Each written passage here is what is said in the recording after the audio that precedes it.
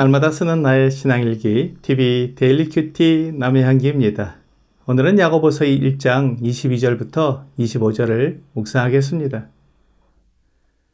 너희는 말씀을 행하는 자가 되고 듣기만 하여 자신을 속이는 자가 되지 말라. 누구든지 말씀을 듣고 행하지 아니하면 그는 거울로 자기의 생긴 얼굴을 보는 사람과 같아서 제 자신을 보고 가서 그 모습이 어떠했는지를 곧 잊어버리거니와 자유롭게 하는 온전한 율법을 들여다보고 있는 자는 듣고 잊어버리는 자가 아니요 실천하는 자니 이 사람은 그 행하는 일에 복을 받으리라. 우리가 다른 사람의 말을 듣고 그대로 행하는 것은 그 사람의 말을 믿는다는 것입니다. 그 사람의 말을 믿지 못하면 그 말을 따르지 않을 것입니다. 그런데 다른 사람의 말을 믿는다고 하면서 따르지 않는다면 그는 거짓말을 하는 자이며 자신을 속이는 자가 됩니다. 우리는 하나님의 말씀이 진리라는 것을 믿습니다. 그리고 하나님께서 우리에게 약속하신 것은 반드시 이루어진다는 것도 믿습니다. 하나님을 믿고 그 말씀하신 것이 진리라는 것도 믿지만 그 말씀대로 사는 것은 잘 되지 않습니다. 그것은 마치 낭떠러지에서 뛰어내린 것 같이 불안하고 두렵습니다. 우리 눈에는 세상의 방법과 세상 사람들이 가는 길이 더 안전해 보입니다. 사람들이 그 길을 가는데 아무 문제도 일어나지 않는 것 같고 아무런 해가 되지 않으며 또한 그들이 원하는 재산과 지위와 권력을 얻어서 다른 사람 위에 군림하며 살아가고 있는 것처럼 보이기 때문입니다. 이것이 세상과 사탄이 주는 속임수입니다. 마태복음 23장 25절부터 27절은 화 있을진저 외식하는 서기관들과 바리새인들이여 자네 대접의 겉은 깨끗이 하되 그 안에는 탐욕과 방탕으로 가득하게 하는도다. 눈먼 바리새인이여 너는 먼저 안을 깨끗이 하라. 그리하면 겉도 깨끗하리라. 화 있을진저 외식하는 서기관들과 바리새인들이여 회칠한 무덤 같으니 겉으로는 아름답게 보이나 그 안에는 죽은 사람의 뼈와 모든 더러운 것이 가득하도다 라고 말씀하고 있습니다. 세상이 말하는 방법으로 살아가는 사람들은 마치 회칠한 무덤과 같습니다. 겉으로는 아름답게 보이지만 그 안에는 죽은 사람의 뼈와 모든 더러운 것이 가득합니다. 그렇게 세상의 방법으로 살아가는 사람들이 모든 것을 가지고 마치 성공한 것처럼 보이지만 그 안에는 죽음과 더러움이 가득합니다. 그 마지막은 영원한 멸망입니다. 그러므로 우리가 따라가야 할 길은 세상의 방법이 아니라 하나님의 말씀입니다.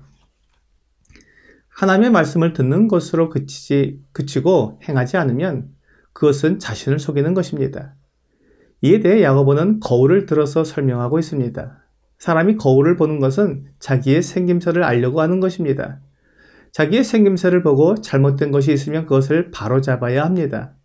그런데 자기 생김새를 보고는 어떤 잘못이 있는지 어떤 부분을 바로잡아야 하는지 잊어버린다면 그가 거울을 본 것이 아무 소용이 없게 될 것입니다. 사람들이 그의 잘못된 부분을 바로잡으라고 말해주면 나도 알아. 나도 거울을 봤어. 라고 말하면서 자신의 잘못된 부분을 바로잡지 않으면 그는 자신을 속이는 것입니다. 안다고 말했지만 사실은 알지 못하는 것입니다. 안다면 즉시 자신의 잘못을 바로잡을 것입니다. 하나님의 말씀을 믿지 않고 하나님의 말씀의 경고를 대수롭지 않게 여기면 자기에게 오는 모든 경고를 무시하고 자기 고집대로 그대로 행하게 됩니다. 하나님께서 사람들에게 율법을 주신 것은 그 율법에 자신의 삶을 비춰보라는 것입니다. 율법은 다림줄과 같습니다. 건물을 지을 때 벽이 곧게 세워지는지 기둥이 올바르게 세워지는지를 다림줄을 통해 알 수 있습니다. 다림줄을 들여보니 벽이 기울어져 있다는 것을 알았으면 즉시 벽을 쌓는 것을 중지하고 벽을 바로잡으려고 할 것입니다. 만일 바로잡을 수 없다면 벽을 허물고 다시 쌓아야 합니다. 기울어진 벽이나 기둥은 아무 소용이 없습니다. 오히려 건물을 다 짓고 난 후에 건물이 무너지면 더 위험하고 더 큰 손해를 보게 될 것입니다. 그러므로 하나님의 말씀을 듣고 잊어버리지 말고 순종해야 합니다. 로마서 6장 17절과 18절은 하나님께 감사하리로다. 너희가 본래 죄의 종이더니 너희에게 전해준 바 그 교훈의 본을 마음으로 순종하여 죄로부터 해방되어 의에게 종이 되었느니라 라고 말씀하고 있습니다. 우리가 우리 자신의 욕심과 이익을 따르면 죄의 종이 됩니다. 그러나 우리 안에 있는 하나님의 말씀을 따르면 하나님의 종이 됩니다. 육체의 욕심을 따라 행하면 죄의 종이지만 우리 안에 계시는 성령을 따라 행하면 의의 종이 됩니다. 우리가 하나님의 말씀을 듣고 배우는 것은 그 말씀에 순종하여 하나님 앞에서 의의 종으로 살아가기 위한 것입니다. 그러므로 듣고 행하지 않는 것은 자신을 속이는 것입니다. 사탄은 이것을 좋아합니다. 어떻게 하나님의 말씀을 다 순종할 수 있어? 하나님은 완전하시고 사람은 불완전한데 어떻게 사람이 하나님의 말씀에 순종할 수 있어? 이렇게 생각하면서 하나님의 말씀에 순종하는 것을 포기합니다. 낭떠러지에서 뛰어내리지 못하는 것입니다. 하지만 우리가 하나님의 말씀에 순종하여 발걸음을 내디디면 하나님의 사랑의 줄이 나를 감고 있는 것을 경험하게 될 것입니다. 그 위험하고 아찔해 보이는 낭떠러지에서 떨어질지라도 하나님의 사랑의 줄이 나를 안전하게 보호하며 지키시는 것을 경험하게 되는 것입니다. 하나님은 결코 실수하지 않으시고 하나님은 나를 버리지도 떠나지도 않으십니다.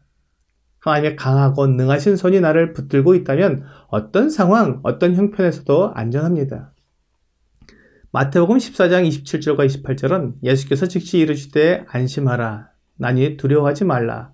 베드로가 대답하여 이르되 주여 만일 주님이시거든 나를 명하사 물 위로 오라 하소서 하니 라고 말씀하고 있습니다. 베드로가 예수님을 믿고 배에서 물 위로 걸어가게 된 것입니다. 그러나 그가 바람을 보고 무서워함으로 물에 빠지게 되었을 때 31절에서 예수께서 즉시 손을 내밀어 그를 붙잡으시며 이르시되 믿음이 작은 자여 왜 의심하였느냐 하시고 배에 함께 오르매 바람이 그치는지라 라고 예수님께서 베드로를 붙잡으심으로 안전한 것을 보게 됩니다. 주님은 결코 우리를 놓치지 않습니다.